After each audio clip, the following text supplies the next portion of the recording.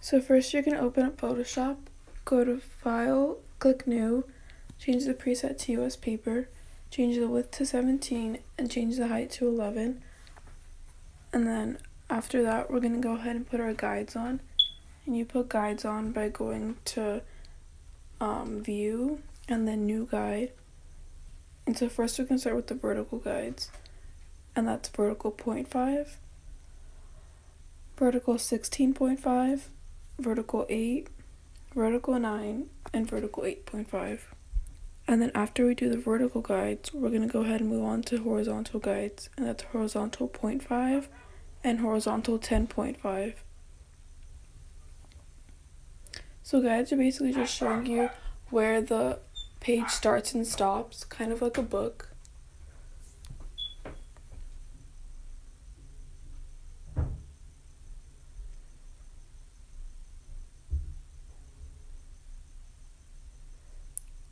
So then after we do the guides, we're going to go ahead and put our pictures on.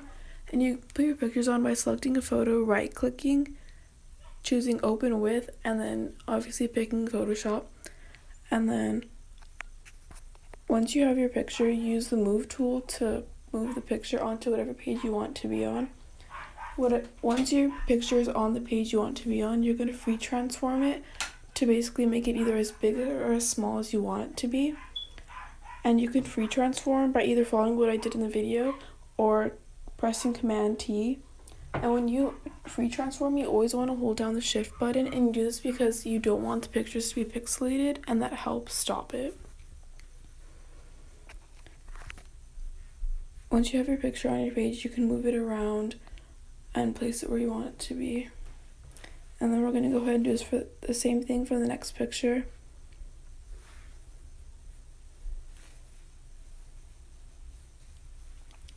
So whenever you have pictures on a page, you always want to make sure they go together. By go together, I mean they have like similar colors, similar theme, and similar size.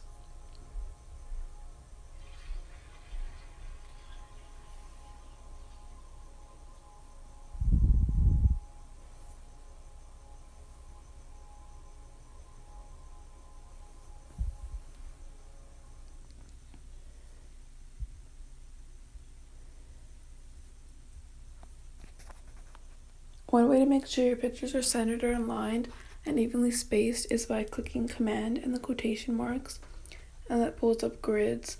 You'll see that in a little bit. And you can just move the pictures around, make sure that they all have the same amount of space like it looks here. And then we're going to move on to making a title, and you do that by going to Layer and then New Layer. And then once you do that, we're going to click the T. Also, make sure that all of your layers have different names. You want to do this because you don't want to get confused with what's what. Make sure that everything's on a different layer too, because if you have everything on one layer, if you mess up, there's no going back.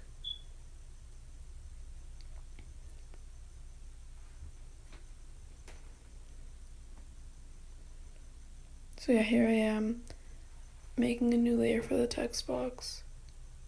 And then we're going to click the T, make our text box where we want it to be. It's a title, so it's going to be at the top.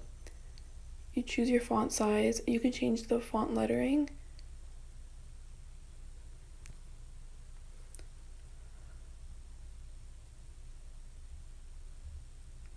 And you can just move it around, make it either bigger or smaller depending on what you want.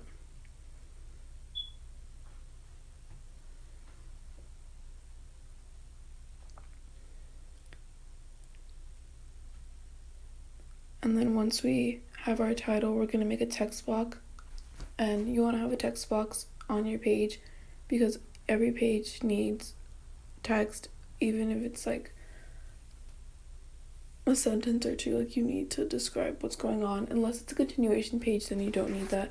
So what we're going to do is we're going to do a new layer, use the rectangle marquee tool, make our text box, and then we're going to go ahead and use the paint bucket tool to fill it in, just so we know that that's not supposed to be covered in pictures. And then go to select and then deselect, and then we're going to go ahead and add more pictures.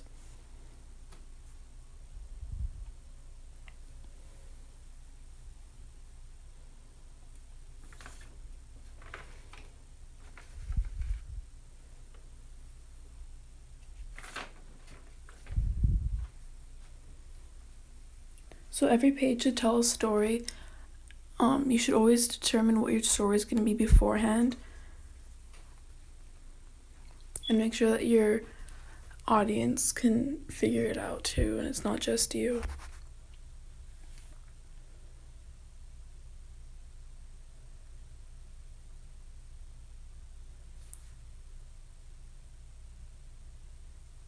And then we're gonna add another picture. This page is gonna have 6 pictures. And as you see, the first page has 2.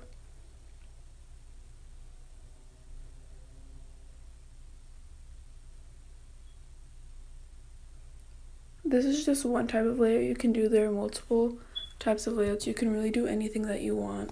You can make a collage. You can have a bunch of pictures on the first page and then the text on the second page. You can use the clone stamp.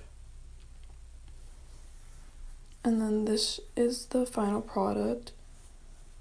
It's very simple. This is probably one of the simplest layouts out there.